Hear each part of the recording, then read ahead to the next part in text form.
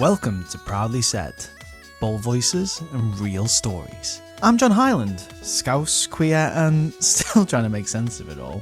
This space is for the stuff we don't always say out loud, but probably should. Let's get into it. Go on then. Go on then. Back in the boudoir once again. Thank you. Thank you for the hospitality, for always letting us stand in these brilliantly coloured walls. And the reason why we're in the Superstar Boudoir today is because I'm with one of its former barmen. Hello, Mr. Jayy Dring. Hello, John. I gave you the full title there. How dare you full name me? I've got two other middle names, but you can piss off at them. How are you? I'm good. How are you? Well, I was struggling to get in there because there's some shady characters outside the door before I tried to come down the stairs. Probably just willing customers later. They went into the alley opposite. Not a new. We've all been there. Well, I haven't. So we're here to talk because you've got a story. I do. I've got many. Got many stories, a bit of an experience. But I think what I first want to talk about is I've introduced you because we're here. You've worked on the scene. I have, yeah. I worked here for about 4 years before I left last year, around March. And what I just need to know, like, I've always said this, I've dated a gay bar barman, and I've obviously been involved with it in different ways, but I could not dream of working on the scene, more because I'm not a nighttime person in that respect. But what's it like working in?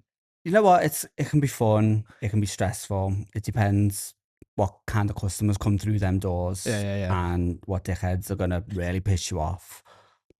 Some of them you want to kill, and like. But we don't condone that. But no, because it's illegal in this country. Well, it is. I know it is. Exactly. So maybe in a different country it might be just frowned upon. Wow, moving swiftly on from this subject quickly. Yeah. So it depends on the night. Yeah, and depends on like how customers treat you that night as well. Like, sometimes you can have the most amazing shift and it can be a really good shift and it'll go really quick. And then other times it can go really slow, depending on the night, the mood, and the atmosphere. I love that though sometimes because, like, I remember, I don't know if it's the same, so you can correct me. When we were going, like, Excuse me, I'm still ago, 25 at heart. At heart, Kayla Red's there. There seemed to be this like weird thing where, like, barmen were like little celebrities. It was like a thing if you knew all the barmen of all the bars. I don't know if that's the same crack or maybe it's just because I'm too old. No, that was literally the same. It is the same thing now. Is it still? Yeah, because okay. like when we'd finish here on a Saturday night, sometimes we'd go G-Bar or we'd go Heaven, and you'd always get the customers that you were serving come up to you like, oh my God, what are you doing out? It's like you don't have a life outside You just live of these behind four that bar. walls. You just live there. That's what people expect and that's what people think, I think. You just assume that you're here and you're like, oh my God, what are you doing out? Shouldn't you be behind the bar? Like, no, it's after don't hours. live there. I've got a life, sort of. Yeah, what do you think you do during the day when the bar's not open? Well, probably sleeping. Well, yes, I prefer nighttime over daytime because I'm not a morning person. I'm a grouch. But it's not like your morning then, just not the afternoon, like when you first wake up. Well, yeah, but that's different. It's the afternoon then. It's not the morning, is it? But it's still when you're waking up, it's your morning. It's my morning, but it's still the afternoon on like technicality. Do you First find? PM. Yes, yeah, true. Unless I switch my clock. So I find that really an interesting phenomenon that, like, is it because like they see you as this thing that they see as a regular thing? They see you every week Attached. behind a tap. It's just taps behind the tap. What a tap like, but okay. There's porters and there's beer pullers. Well, there's me now. I've learned something. Thanks for that. Every day is a school day. Tap is where water comes from. Okay, Jay, thanks. You pedantic a-hole. I'm just politically correcting you. So what is that like though? Because like, do you get people like just like randomly asking you random questions, or just because like, oh, I know so and so who works at so and so? Yeah, they come and say, oh, that's you're Jay from Boudoir, or whoever I was with at the time. Like, oh my God, you work behind Boudoir. It's like, Yeah, there's fact. more to my personality than this. Like, that's just like not my full-time life. But like, obviously I loved working here and it was a great time while I did. And obviously Kevin, all that, brilliant to work with. And after Queens as well. And Tracy, I've known Tracy for a very long time as well. We all have. I was just a kid when I started coming out on the scene, and Tracy used to do like a Thursday or a Yeah, something yeah, like yeah. that. Yeah, I think And she closed out to Thursday, didn't she? yeah, and Tracy always said that that's where she remembers me from, dancing on the stage topless at one point. So that Who feels hasn't correct, done that? Let's be honest. especially in here. Yeah, especially like when I remember the days with like I think Tiara and it's that. mandatory at this point. If you've not got your tits out in boudoir, you're even doing your night out right. Yeah, and if you can't remember your night out, have you done your night right? We don't condone binge drinking though, of course. No, drink responsibly. Go to drinkaware.co.uk. I think it's that. I watched the podcast, Paul Bottoms Up, with Alan Carr and Lee Sutton. And they talk about stuff like, oh, okay, maybe I Yeah. should do some research. I don't want to condone getting blackout drunk. No, we don't. I mean, No. I've been there, done that, and don't recommend it to anybody. No. So you've mentioned like, you know, there's you're full of stories. Oh, So come on, is there any like, even if you just know from just being behind the bar, witnessing stuff of like, you know, oh, that was a night I remember. oh, let's see. We had plenty of nights. There was one night I was behind the bar with Adam and can't remember who else was there. Just happens, so we need to remember. Irrelevant. But there was this guy and he got off with 3 different people and he kept going to the toilet with different ones. So Brenda Of course. ran round, looked over, and she had the microphone still. Looked over the cubicle with the mic in her mouth With the mic in her mouth and shouted, "Stop giving him a blow." for the whole club to hear. For the whole club to hear. That Wow. was an experience. Only Brenda would do that. And then you get the people that are, do you think we don't see it, but we do, that throw up in them corners. They can't see it, but they know what corners you're, like, you know, just stand at the bar and throw up. Like, Wow. Okay. like I mean, the toilets at a 2-second run. Well, yeah, but no, okay. Now I People know are where scatty. I know where to avoid when I come in here. The cubicle in the Get corners. cleaned.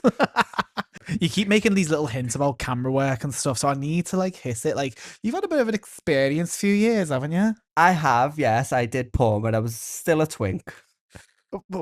What? For Blake, Blake Mason. I don't know if anyone knows the company, but yeah, Blake Mason when I was 25. How did that come about? I had a housemate who did porn and I was asking him questions how to get into it, and so he put me forward to the people who ran it then. I don't know who runs it now, and the rest is history. So I did my first 3 shoots in 1 week, Wow.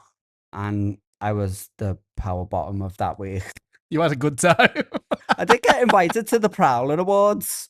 Does that count? Well, I mean, they never yeah. happened because COVID did, so they ruined my chances of getting an award. Okay, fair enough. It's interesting though, because we live in this like world now where like every other person has an OnlyFans. Oh, I did that way before everyone else did. But do you find there's a different? I'm not saying this is your like the authority on filming sex work, but like I do remember when we were going out and like when I was in my early 20s and like there'd be the odd person who like had a little business card and they'd be like, I don't know if it was Sean, but going around like passing or like, oh, you'd be good on a shoot or something, and it was all literally about going on websites and doing these like proper studio type things. Oh, wow. Or a hotel room, you know what I mean? But whatever. Whatever floats your boat. Now it's really. just everyone's just with their phone and doing their own thing. Well, Like, see, you can get that offers on Grindr as well. I did. I got a few offers on Grindr for paid work. And all I had to do for one, I got, you know, the hotel round the corner. yes. Well, someone paid me £200 to stand there naked while they just played with themselves. So I'm not going to say no. That did pay for my night out that night, though. Okay. Get well, the coin. okay. So like, okay. So you just decided, yeah, I want to try that, and then decided I want to stop that. Yeah, because after one certain shoot with a certain star, I won't name them, but I'll let people guess that. It was uncomfortable for me, and I just thought, no, this isn't for me. I couldn't see myself doing it as a full career because Yeah. it just didn't sit right with me. But I went back about 2 years later and did one last one. Doesn't sit right with me. But let me come back. But yeah, I went back just for one last time to see if the feeling had changed. Yeah. And it didn't. It was still there. But you're there to get paid and sex. So Do you feel like that, you know, that experience has like had like an effect on how you then approach things in moving forwards? Because there's always this underlying concern from people like, oh, if you do a bit of like, you know, online porn or something, it might like affect potential career things down the line. Yeah, I have thought about that, but I guess when my only like big work was bartending, so it didn't really affect it, Okay. especially in a gay club, because obviously a lot of people had seen it and obviously would call me by my on-screen name as well when I came in. So I'm just like, yeah. I mean, you should play it on the TV for Halloween if you really want to frighten the shit out of people. I'm hearing this. We're not Eagle or the Curzon. I nearly got a job in the Curzon once. R.I.P. the Curzon. To those who don't know, the Curzon is an LGBT venue, predominantly for gay men, but women are welcome, and they used to play porn on the screens. I think the equivalent is Eagle after hours. Well, don't forget, we sort of had one club here. What was it called? Oh, Wasn't it the Curzon? no, the one after that, the one that was without. It's sort of like a fetish club, but that didn't go too well. Oh yes, they had. It was like 3 floors, and they tended to have like different themes on the 3 floor. I do remember this. It literally was like open for like a month. Yeah, I've heard someone was getting bummed on the table and Lovely. oh well. It tried to be like the Eagle, but didn't really succeed. Yeah, which is I think Liverpool's a bit too conservative to have any sort of clubs. Anyway, like clubs like that. Anyway, just call Liverpool conservative.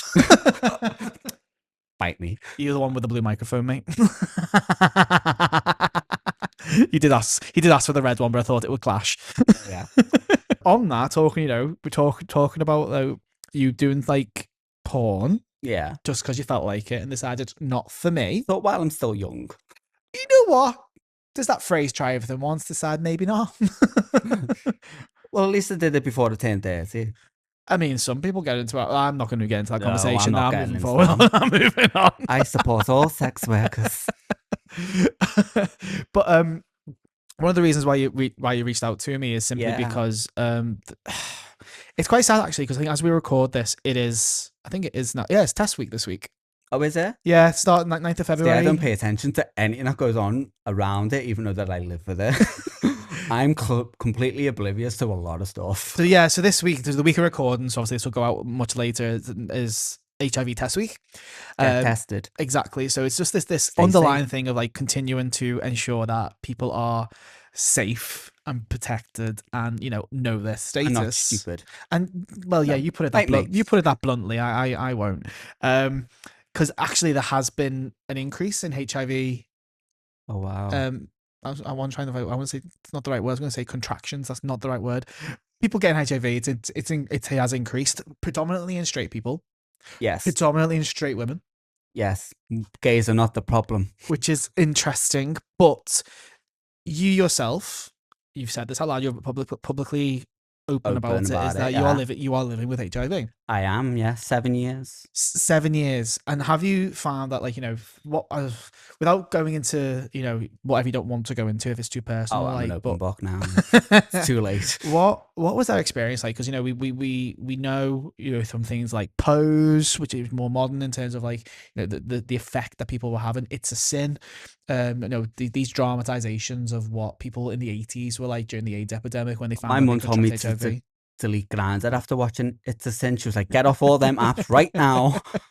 I don't want that happening to you. I was like, well, I'm living with it, so it's not gonna. It could worsen because you can get an extra viral if it's not treated right. Right. Okay. You can like it's not like it's basically like super HIV maybe, like properly affect your own viral load and get worse, which obviously if it's not looked after it becomes AIDS. Yes, of course. If it's not treated, and that's what the medication does. It keeps your immune system, and for want of a better phrase, obviously intact. there's all variations of HIV and stuff, and who's like high risk, low risk, and what pills you're on. Well, I'm on the injections now, which is the new drug that came out. It's been out for a while, but it was in testing. Yeah, we'll get on to that that in a second. But I'm just curious because you said you've been living it for 7 years. Yeah, that put you in your mid-20s. Yeah, it was 25. That's young. Of course, in Manchester. Not that we're saying it's really bad because it's Manchester, Jay.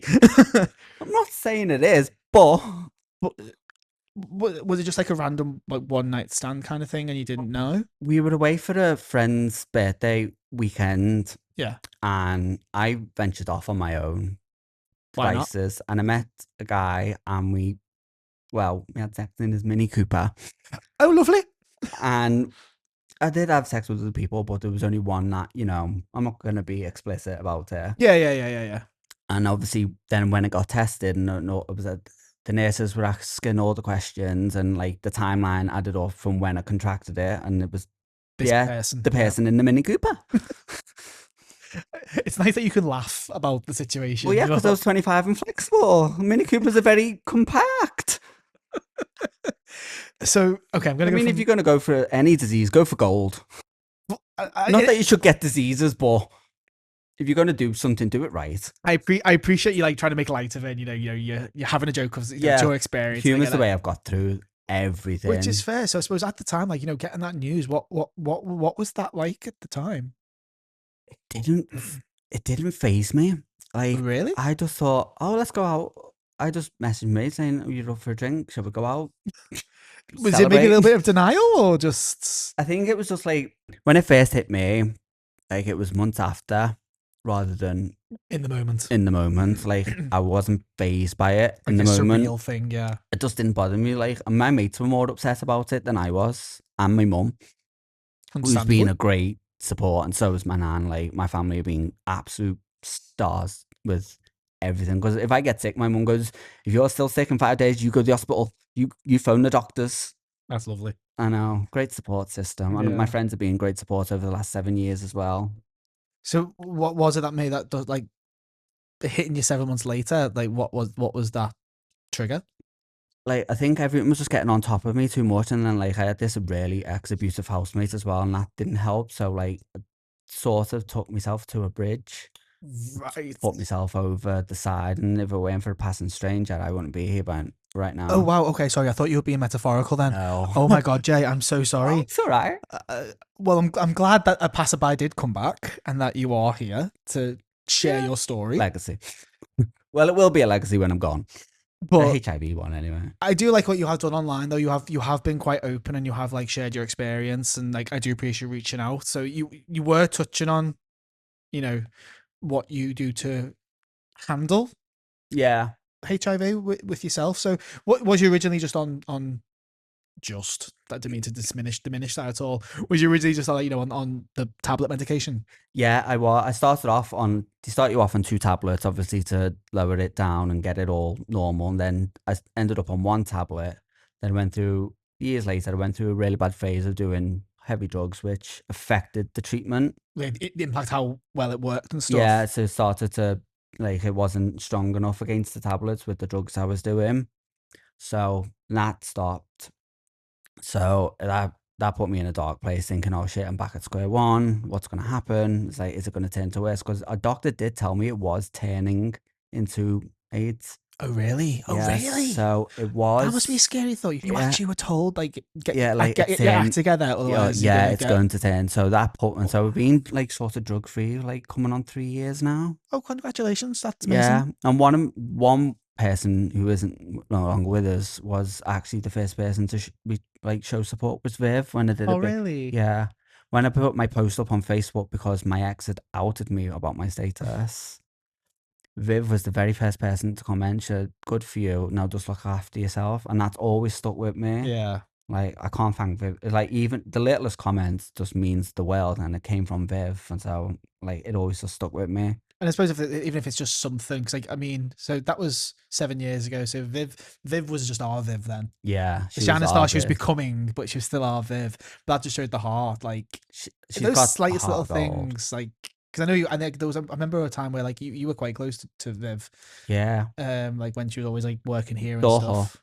Oh, yeah. I've got loads of photos from like there on my Insta that's pinned at the top with like from Doho days with shaved head like I have now, like chavvyish days again with Doho, and like from all them years ago, and that was about 14 years ago. Oh, don't start me. Yeah, don't start. You're older than me. It's fine. I know exactly. Have you found that you've done it again? You've moved.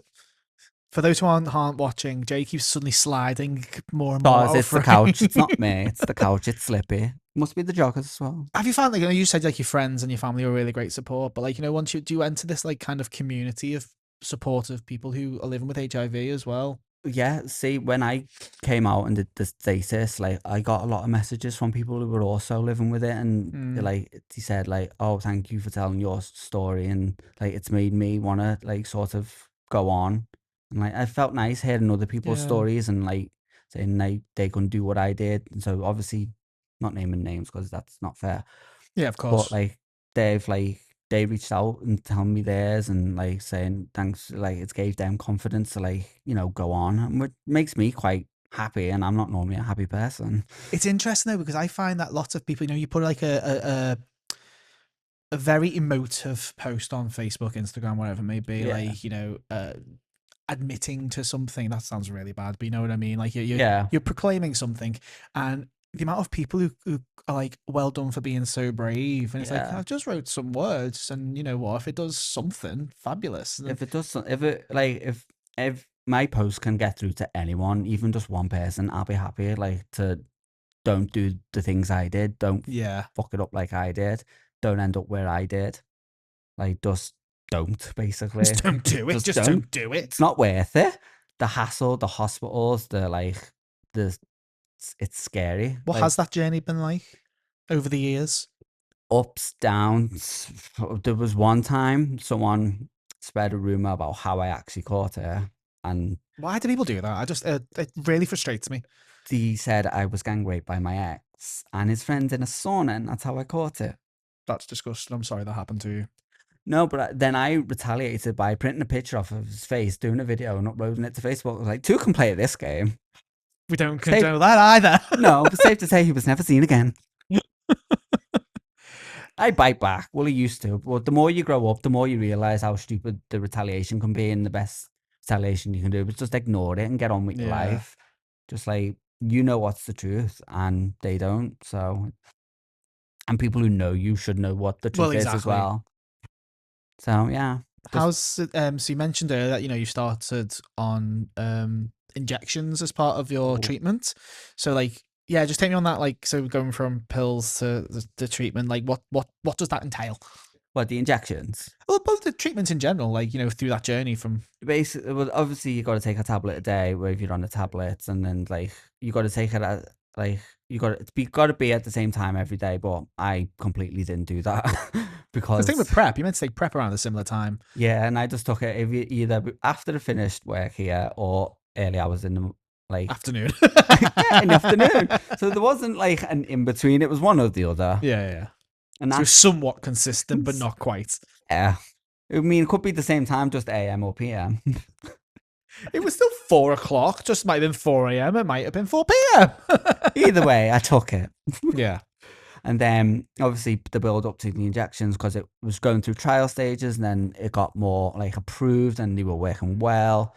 So then someone reached out to me saying, "Oh, I'm on the injections. You should ask." So I did. Next time I had the hospital appointment, and they were like, "Yeah, we'll try and get you on them." Okay. And before you get the injections, you get given 2 pills, like 2 pill bottles, and obviously you got to take them too, because the injections are 2 different tablets. Right. Okay. Going into it, but it's like 60 tablets worth going into your hips. That sounds quite daunting. It's like, okay, you give me 60's worth of medication in one go. Yeah, well, obviously you don't take the 60 tablets in one go. No, I know that, but you just said the injection is the equivalent. It's just in your hip. Yeah, like you pull your pants down and they just jab you in the hip. Lovely. That sounds painful. Well, one of them is because one of them's freezing cold. Oh, really? Yeah, they keep one of them in the fridge and the other one not in the fridge. So you're still doing that now? Yeah. And how often do you get them? Every 2 months. Do you find that's a lot easier though than the pills? Oh yeah, because that way I don't forget. You've got your appointment. I've got my appointment. You've got to go to the hospital every time to get it done. And I'm going to go get pricked. This is how we deal with things. Humour. As dark as it gets. Yes. We've all got our coping mechanisms. I'm not sorry about it. Can't change me. But you're in a good place now. You can barely live with me. Yes. I mean, good luck to your boyfriend. I know, 2 years. I get less for murder. He's 51. And I'm 32. So what is like a 19-year gap? You go what you go for. Yeah, You likes what you likes. He's lovely. But you're in a good place now, though. Oh yeah, me, Having him, the dog, a the cute little PlayStation, family. the PlayStation 5. One big happy family. So I suppose off the back of your experience, you know, you've you've lived the life, shall we say? Oh, I've lived a life. You've lived the life at the grand old age Retirement now. grand old age of 32. Retirement's at 35. Is it? Oh, cool. Can I get my pension now? Because I'm 35. I just went from being gay. Anyway, moving on. Have you know doing this experience? You've been through some dark times. You're in some light times. Like, would there be any like kind of advice you'd give to like young queers on the scene? Because let's be honest, like we have got conversation around ketamine use.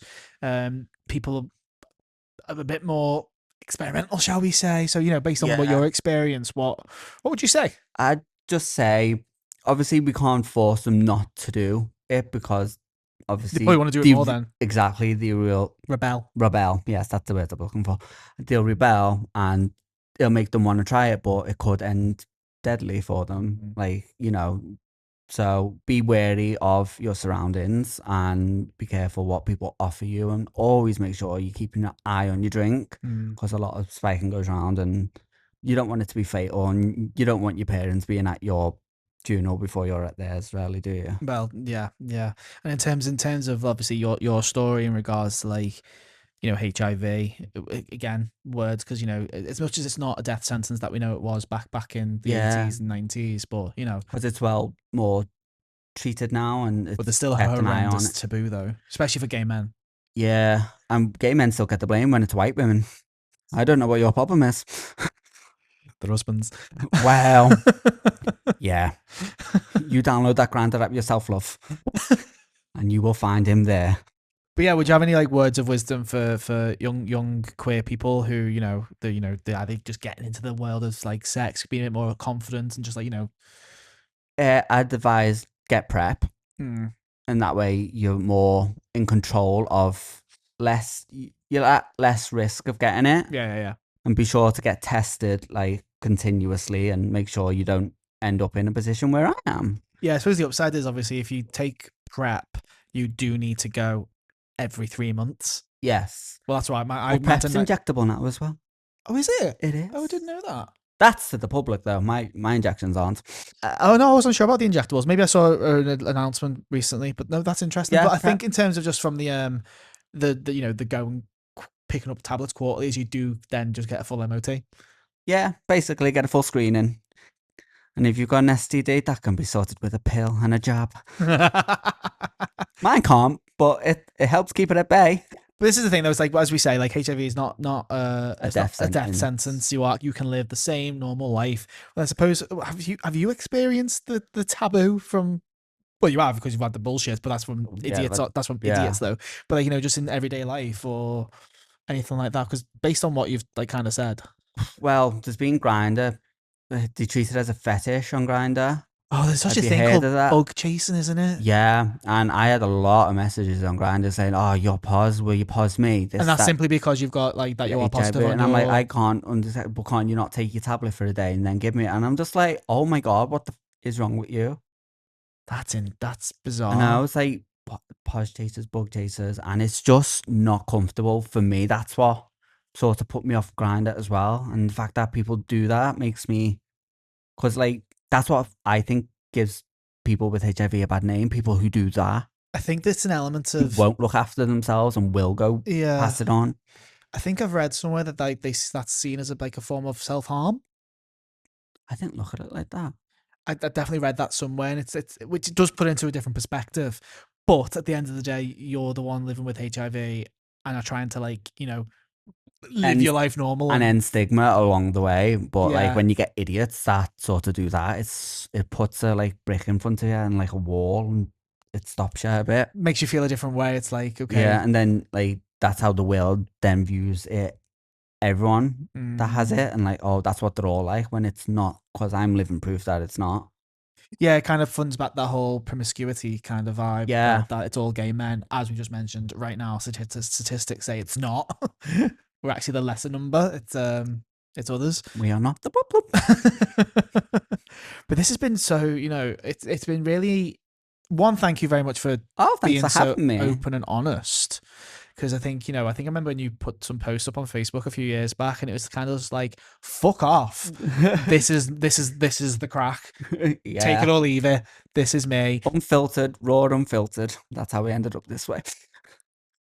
But just clocked on to what you said then. Again, dark humor. Some people have the coping mechanisms of the Joker from Batman.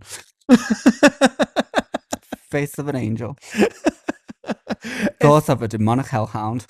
So I suppose just in terms of like support networks and support whatever, like where did you go, and like who would you reckon, like, give shout outs to? I didn't go to anyone other than my friends. Okay. It was just me and my friends and my family. That's all you kind of all needed. I had. I know there was options out there, but I didn't go to them. So do you know of them that could be shared? This George House Trust, Yep. is it? And Sahir House. Yep. And that's in our local area, Manchester and And Liverpool. they're the only two I know. Well, to be fair, they are the ones working in Liverpool and Manchester. So for the Northwest, sorted. If you're struggling and you do live with it, they're the people you reach out to. Because if your friends are shit, then that's who you go to. At a more national level, that obviously you can always go to the sexual health, which is Liverpool and some other parts of Northwest is Access, but HIV specifically, Terence Higgins Trust is the national HIV charity. Is that Terence Higgins Trust? Terence Higgins Trust. George, who's George then? George House Trust is Manchester's local one. I knew I heard of another one. And Terence Higgins Trust is the national. Ah, right. I knew another one, but I just couldn't think of the name. Campaigning and studying, etc., etc. I'm completely oblivious to everything that goes around me, and I live with it.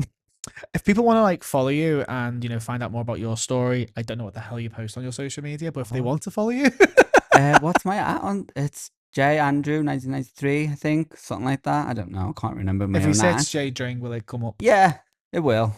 Search Jayy Dring. Jay with 2 Y's, by the way, because I'm special. Is that your christened name? No, my christened name is James. Jay with 2 Y's. And don't look up my alternative name on the internet because everybody already knows that. Well, we haven't said it here, so it's fine. No, thank you again for being so raw and honest. And it's been an interesting conversation, both the way you deal with stuff, but also getting that information out there. Because you know what, if it helps some people just like mine a little bit of information or just a similar experience, then amazing. And if you can use humour while you can't do it, it helps you through the darkest of days. Trust me. I can agree with that one. Right. Nice one, Jay. Oh, I loved it. Thank you. You've been listening to Proudly Said. Now, if it meant something to you, why not pass it on? If it didn't, maybe it will one day. Either way, stay kind, stay loud, and stay proud.